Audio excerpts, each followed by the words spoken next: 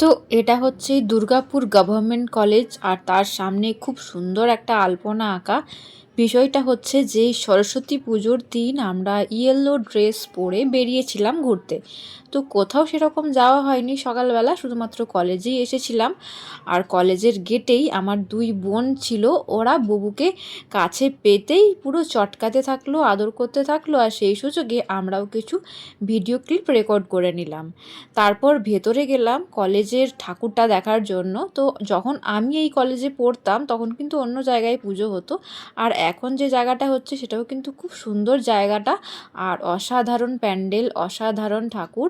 তাই চলো তোমাদেরও একটু দেখিয়ে দিই, আশা করছি তোমাদেরও খুব ভালো লাগবে। আর এই কলেজে আমি পড়েছি, আমার মেজো বোনও পড়েছে, আর এখন ছোট বোন পড়ছে।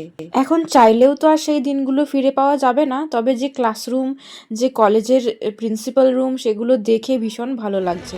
আর এখানে প্রোগ্রাম হতো, এখানে মনে হয় এখনো হয়। আর ওই যে মাঠ। He is on travelling mode, তাই ওর মধ্যে কোনো খুশি নেই। দিদি খুশি আছে কিন্তু প্রকাশ করে না আমার মতো। না, তুই তাও প্রকাশ করিস।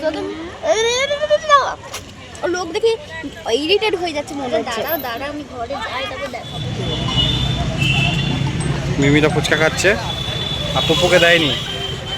মিমিরা ফুচকা খাচ্ছে, পপুকে দেয়নি।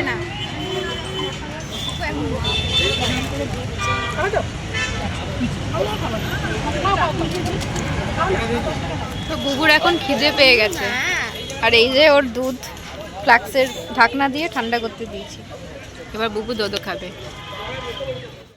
তো জাস্ট বাড়ি এলাম, এবার রেস্ট করব। তো ভিডিওটা এখানেই শেষ করছি, দেখা হচ্ছে আবার নতুন ভিডিওতে। Bye bye.